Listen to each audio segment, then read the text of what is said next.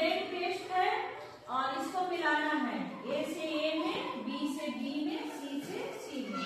Line cross नहीं होना चाहिए। कौन मिलाएगा? मैम।